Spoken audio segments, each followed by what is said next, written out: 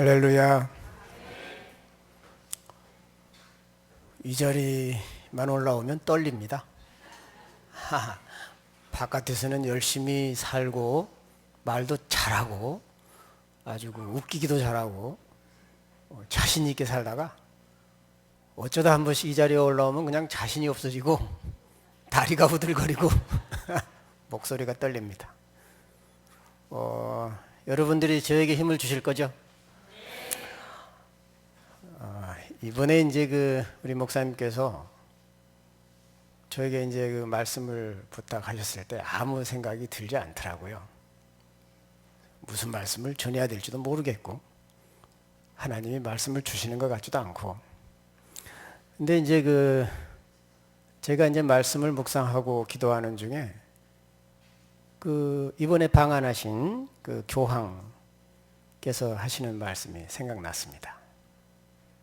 정말 우리에게 큰 한국 사회에 큰 빛을 주시고 정신적으로 큰 충격을 주었음에도 불구하고 우리가 과연 그 충격을 얼마나 받았을까? 모르겠습니다.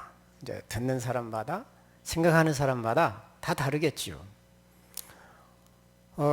저는 교황께서 하시는 말씀 중에 제일 제 가슴에 와 닿았고 또 평소에 저의 소신이었던 말씀을 하셔서 정말 가슴을 쳤던 말씀이 죽음의 문화에 대항해서 싸워라. 우리의 생명을 죽이는, 영혼을 죽이는 죽음의 문화가 있는데 그 죽음의 문화는 무한 경쟁이라는 겁니다. 우리 모든 인간을 경쟁 체제로 몰아놓고 거기에서 1등을 해야 살아남는다라고 하는 무한 경쟁을 부추기는 것은 죽음의 문화라는 거죠.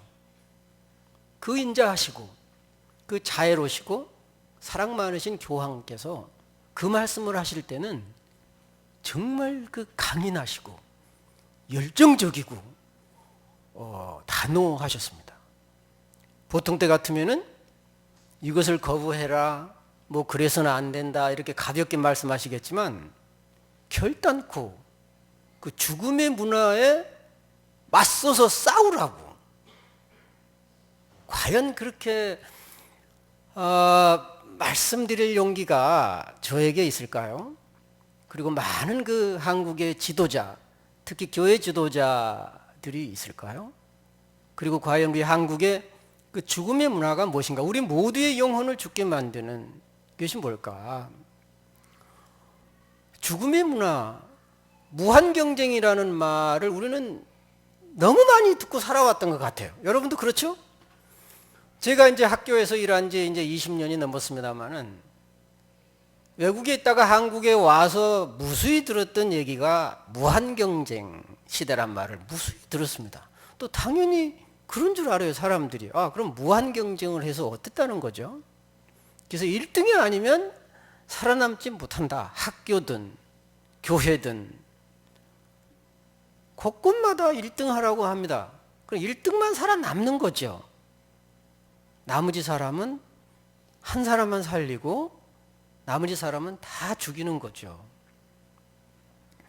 그런데도 어제 보니까 텔레비전에서 보니까 무슨 SK인가 어디 무슨 행사를 하면서 텔레비전에서 나와서 하는 사람 얘기가 이렇게 해야 무한 경쟁에서 살아남고 우리가 지구촌에서 인류가 될 수 있다.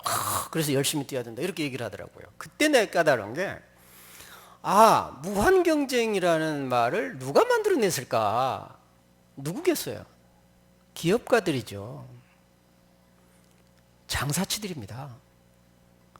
내가 기업가들을 폄하하거나 경제가 중요하지 않아서 이런 얘기를 하는 게 아닙니다. 기업가의 최고의 이상은 이윤을 남기는 겁니다. 그 이윤을 위해서는 수단과 목적을 가리지 않는 거죠. 사람을 살리든 죽이든 1등이 돼야 되고 세계 최고의 제품을 만들어내서 이익을 남겨야 됩니다. 그것은 기업가들이 꿈꾸는 최고의 이상이죠. 그러나 그것이 우리 모두의 이상입니까? 그리고 그 기업가들의 이상이, 정책이 지금 교육을 좌지우지하고 있지 않습니까? 대학에서도 기업가들의 입맛에 맞게 커리큘럼을 만들어라. 그래야 산다. 그리고 수도 없이 들은 얘기가 비즈니스 마인드. 나 그 얘기만 들으면 머리가 띵해져요. 머리가 띵해서 아파요. 계속 학교 선생님들에게 말씀을 하고 주입시키는 것이 경영 마인드가 있어야 된다는 거예요. 그리고 무한 경쟁에서 살아봐야 되고, 또 하나 듣는 말, 소비자 중심의 교육. 교육이 생산자와 소비자입니까?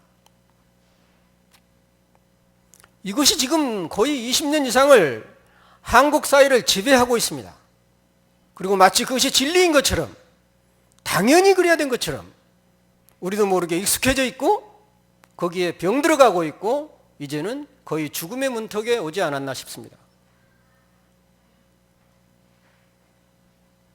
많은 그 선량한 우리 청소년들, 또 청년들, 대학을 마치고 열심히 공부했고 세상에 나가서 일 좀 하려고 하는데 일자리가 있습니까? 1등만 살아남는 사회. 아무도 1등이 못 돼요, 나중에는. 왜? 저 꼴등이 1등 되고 진짜 1등은 꼴등 되니까. 무한 경쟁의 시대에서 진정으로 실력이 있고 고생하고 예를 쓴 사람은 뒤로 쳐지고, 겉멋을수가 능하고 잔머리를 굴리고 약사 빠르고 잽싼 사람은 1등의 자리를 차지합니다. 그게 무한 경쟁의 시대인가요? 이 사회는 그렇게 돼가는 경향이 많죠. 이 경쟁이라고 하는 미명 아래 모든 사람, 99%의 사람을 죽여버리는, 바로 이것이 철저하게 제거되지 않으면 우리 모두는 죽고 만다라고 하는 그 교황의 처절한 그 요구였습니다. 이것이 바로 죽음의 문화라는 거죠.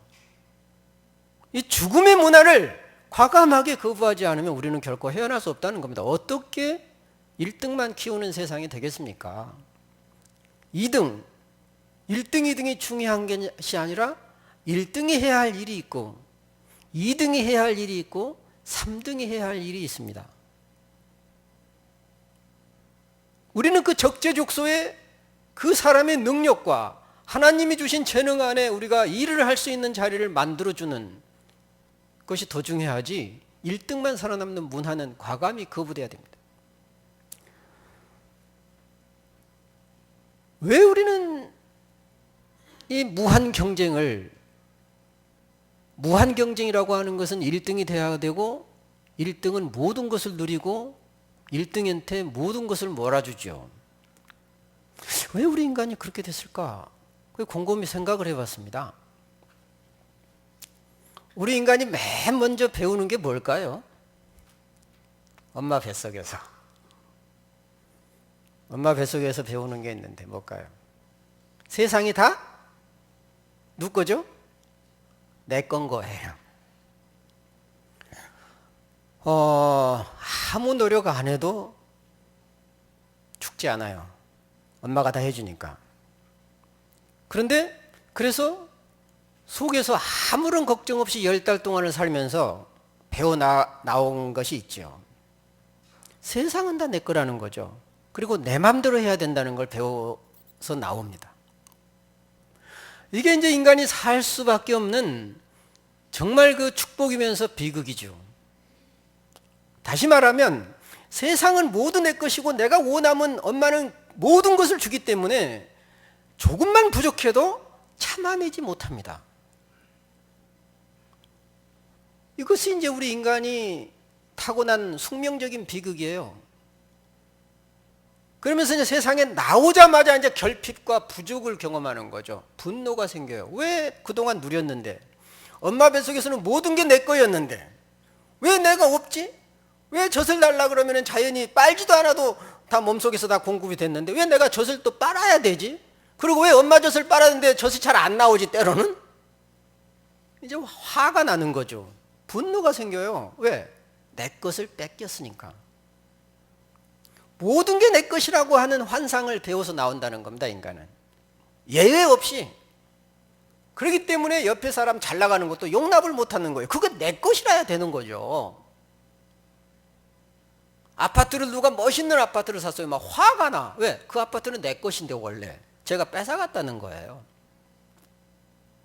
본래 자기 거라고 하는, 이 세상의 주인은 나라고 하는 그런 어떤 그 환상적인 어떤 그 자기 만족을 배워 나온다는 거죠. 이것이 또 그것이 없으면 못 살죠. 엄마 뱃속에서. 축복이면서도 참 비극이죠. 그러면서 인간이 이제 그 다음에 배울 거는 없는 것을 견디어내는 것을 배우는 거예요. 자, 엄마 뱃속에서 나와가지고 계속 없는 것을 배우는 거예요. 이제 부족하고 마음대로 안 되고 하는 것을 배워나가, 소위 말하면 좌절을 경험하는 거죠. 좌절, 안 된다는 것을 경험하는 거예요. 거기서 이제 우리 인간이 배워나가는 게 나누는 법을 배우는 거죠. 다른 사람과 같이 살자. 근데 그 부모가 나누는 삶, 공유하는 삶, 상생의 삶을 사는 부모들한테는 그 자녀도 나누어 먹는 법을 배웁니다. 근데 부모가 자기 욕심만 알고 나눠 먹지 모르고 1등만 해야 되고 무한 경쟁해야 되고 자기만 모든 것을 가져야 된다는 부모 밑에서 자란 사람들은 나눌 줄 모릅니다. 왜? 나누는 법을 배우지 못하니까. 그리고 그런 자녀가 성장하면 자기 자녀에게도 그 대물림을 할 겁니다. 1등이 돼야 돼. 최고가 돼야 돼. 모든 것은 네가 가져야 돼. 본능적인데 어쩌면은 참 슬픈, 우리 인간이 가지고 있는 슬픈 본능이면서 운명적인 그런 삶을 살고 있습니다. 예수님의 제자들을 보니까 그 몇 명 안 되는 12명의 제자들 가운데서도 끊임없이 1등 하려고 그 다퉜더라고요. 그래서 무한 경쟁의 시대는 지금에만 있는 게 아니고 옛날부터 계속 있었던 것 같아요. 그 이제 누가복음 9장에서 보니까 여러분도 아시겠죠. 제자들이 모여서 제자들 중에 누가 가장 크냐, 이제 이렇게 서로 이제 누가 제일 잘났냐, 소위 말하면 수석 제자가 누구냐, 뭐 이렇게 얘기하겠죠. 그래서 이제 예수님이 뭐라고 말씀하셨습니까? 너희 중에 어린아이처럼 가장 작은 자가 가장 큰 자다. 예수님이 그러시거든요. 바로 그 경쟁 체제를 허물어 버리는 겁니다. 예수께서. 너희 중에 가장 작은 자, 그것도 어린아이처럼 작은 자, 그러니까 가장 크다. 정신적으로 누가 크냐, 영적으로 누가 크냐, 이 말씀을 하신 거죠. 이제 마가복음 10장에 보니까요, 더 재미난 거는 제자들이 얼마나 예수님 앞에서 갓난아이처럼 보였는지 그게 보이더라고요. 우리는 늘 그 위대하신 분 앞에 가면은 어린아이가 되죠. 그리고 우리에게 많이 줄 수 있는 것처럼 보이면 더 어린아이가 되죠. 예수님한테 무엇이든지 우리가 원하면 다 주십시오, 이런 거예요. 마치 어린아이가 엄마한테 내가 원하는 것은 다 줘야 돼, 이제 똑같더라고요. 무엇이든지 내가 원하면 다 주십시오, 이제 그런 거예요. 참 어린아이 같죠. 그래서 이제 요한과 야고보가 이제 내가 주님의 우편에 또 좌편에 이렇게 앉았으면 좋겠다, 이제 이런 얘기를 하지 않습니까? 그래서 예수님이 그 자리의 주인이 누굴까? 그래, 요한아, 야고보야, 그래, 네 마음대로 가지고 그러냐? 아, 무한 경쟁에서 1등 난 사람이 그 자리에 앉을까? 그렇게 말씀하시지 않았더라고요. 예수께서 보니까 내 잔을 마시는 자가 그 자리의 주인이다. 주님이 마신 잔은 무슨 잔이죠? 죽음의 잔인데 그 죽음의 잔은 십자가의 잔이죠. 영원한 생명을 얻는 잔입니다. 그러나 그 영원한 생명을 어찌 보면은 나의 생명을 바쳐서 얻을 수 있는 귀한 거죠. 그 잔을 너 마실 수 있어? 그러면 내 우편에, 그러면 내 좌편에 앉아봐. 그렇게 자리 다툼 하지 말어. 이런 말씀을 하시는 거죠. 그 어린아이 같은 제자들한테 너무 큰 말씀을 주신 것 같아요. 그렇죠? 저 같으면 이해를 못했을 것 같아. 그렇잖아요? 응?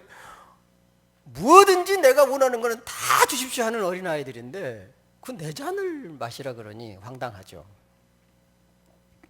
마지막으로 이제 누가복음 22장에 보니까 6월절 예수님이 돌아가시기 전, 십자가에 달리시기 전 6월절 최후 만찬에서도 제자들은 또 자리 다툼을 하더라고요. 아니 예수께서 돌아가시기 바로 직전에 정말 비통한 심정으로 마지막 나누는 그 만찬에서까지 제자들은 이제 자리 다툼을 또 하는 거예요.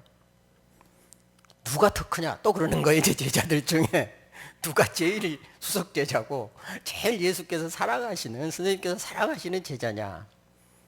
그래서 예수께서 대접을 받는 자보다 섬기는 자가 크다. 섬기는 자가 큰 사람이다.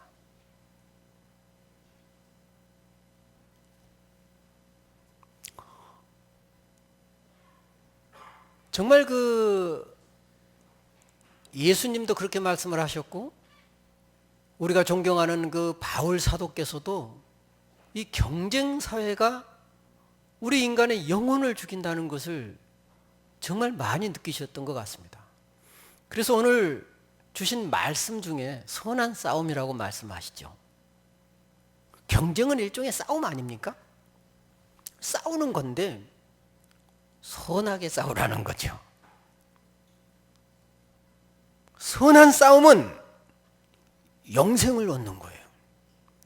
그런데 악한 싸움은 상대방을 짓밟고 짓누르고 내가 1등만 해야 된다라고 하는 그 악한 싸움은 죽음의 문화라는 거죠.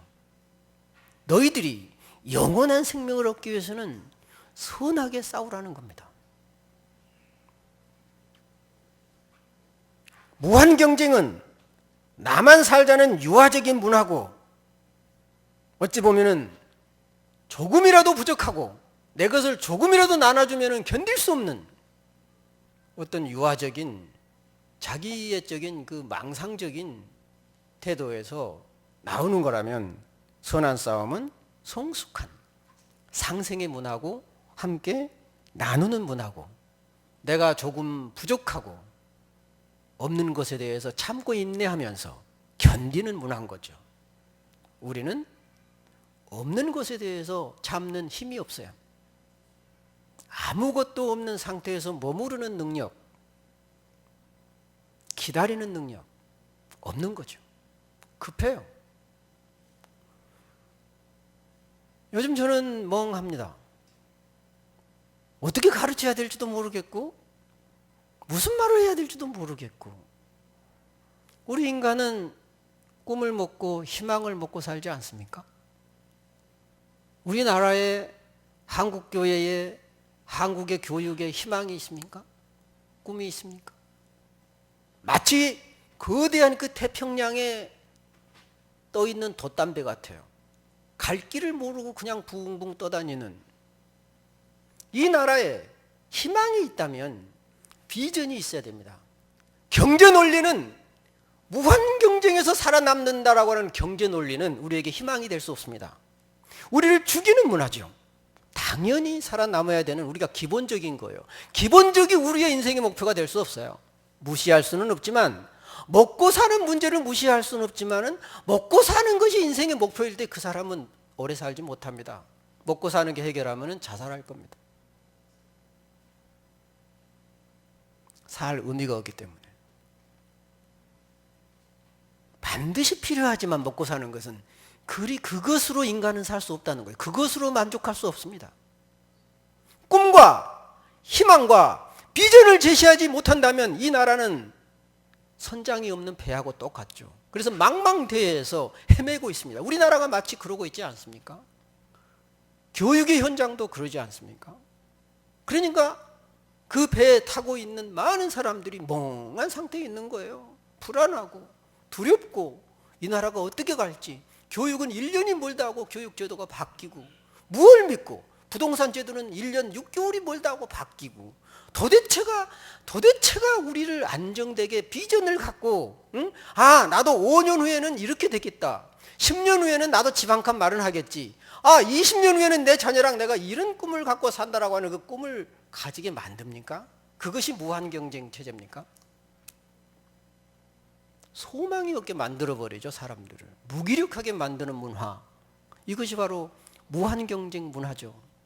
모든 사람, 대부분의 사람들을 무기력하게 만들어버려요. 자기 자신을 비참하게 만들고 응? 내가 능력이 있고 비록 내가 최고는 되지 못하지만 열심히 성실히 노력하면 몇 년 후에는 작은 아파트라도 아니면은 내가 이루고자 하는 나 좋아하는 정말 하나의 그 작품을 만들어낼 수 있겠다. 기다려주지 않아요. 아무도 기다려주지 않고 독려하지도 않고. 적어도 우리 그 교황께서 오셔가지고 정말 비장한 각오로 죽음의 문화인 무한경쟁 어떤 이념을 쳐부수어내지 않으면 이거 괴물이죠. 괴물입니다. 이 괴물에 속아 넘어가서는 안 됩니다. 함께 살아가는 상생의 문화가 우리를 살리는 거죠. 그래서 그 바울 사도가 이제 이런 말씀을 하시죠. 선한 싸움을 이제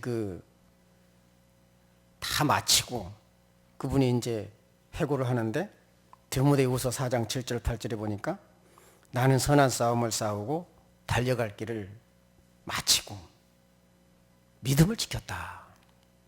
선한 싸움을 할 수 있는 사람은 누구냐? 믿음이 있었다는 거죠. 그리고 영원한 생명을 바라봐야 됩니다. 이번에 제가 그 교황께서 하시는 말씀을 듣고 예수께서 하시는 말씀이 생각났습니다. 예수님이 이런 말씀하셨죠. 참 우리가 이해하기 힘든 말씀을 하신 게 있습니다. 예수님께서 정말 이해하기 힘들었어요. 그것이 저도. 내가 세상에 평화를 주러 온 줄로 생각하지 마라. 내가 평화를 주러 온 것이 아니라 검을 주러 왔다. 이런 말씀을 하시잖아요. 아니 예수님께서 어떻게 평화를 주시러 오신 분이 검을 주고 칼을 주러 왔다고 말씀하시거든요. 도대체 이 말씀의 의도가 뭘까? 참 이해하기 힘들었습니다. 그러시면서 또 이제 더 나아가서 내가 온 것은 사람이 그 아버지와 딸이 어머니와 그리고 며느리가 시어머니와 불화하게 서로 싸우게 하기 위해서 내가 왔다. 마치 그 예수님께서 그 싸움을 부추기는 듯한 이런 말씀이시잖아요. 그 예수님의 말씀은 한 겹을 벗겨서 그 속에 있는 의미를 보지 않으면 겉으로 보기에는 참 이해하기 힘들어요. 이때 바로 싸움이 바울 사도가 말씀하시는 선한 싸움이 아닐까 저는 그렇게 생각을 했습니다. 이것은 달리 말하면 정의를 위한 싸움이에요. 우리는 늘 사랑만 외치죠. 정말 그 사랑이 진정한 사랑이 되기 위해서는 정의가 있어야 된다는 겁니다. 세월호 그 가족들이 그 노란 리본을 달아줬어요. 아니 그런데 어떤 사람이 그걸 정치적으로 보일 수 있으니까 떼는 게 좋겠습니다. 누가 정치적이죠? 누가 노란 리본을 정치로 만들었습니까? 자기 자식을 죽인 부모가 정치적이었습니까? 그리고 목숨을 내놓고 단식하는 사람이 정치적입니까? 그 사람들 정치 몰라요.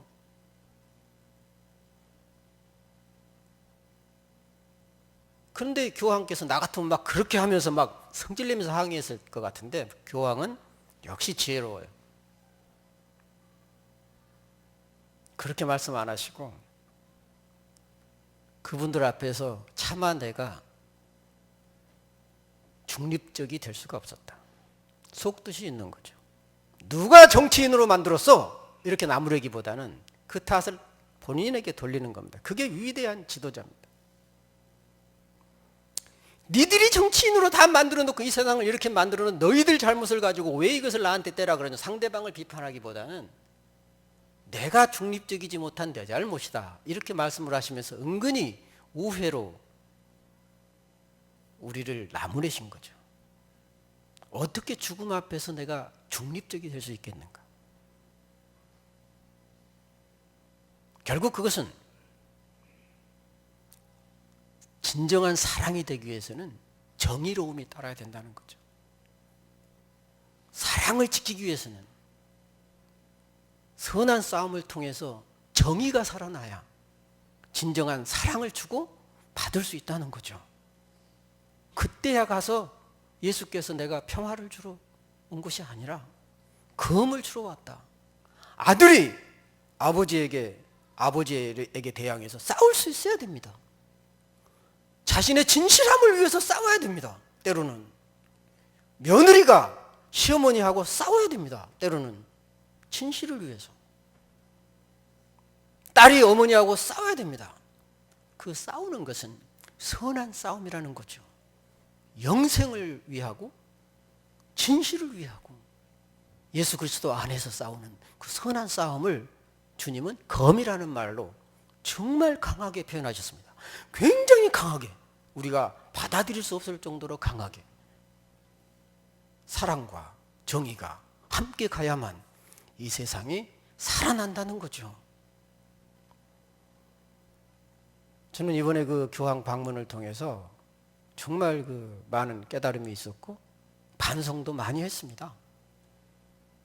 속으로만 생각했고 이것을 과감하게 겉으로 말 못했는데 정말 우리가 앞서서 우리 가정에서부터 이 경쟁 만능주의, 무한 경쟁이라고 하는 그런 무시무시한 괴물을 쫓아내지 않으면 우리 모두 죽겠구나. 여러분 함께 같이 잘 삽시다. 감사합니다.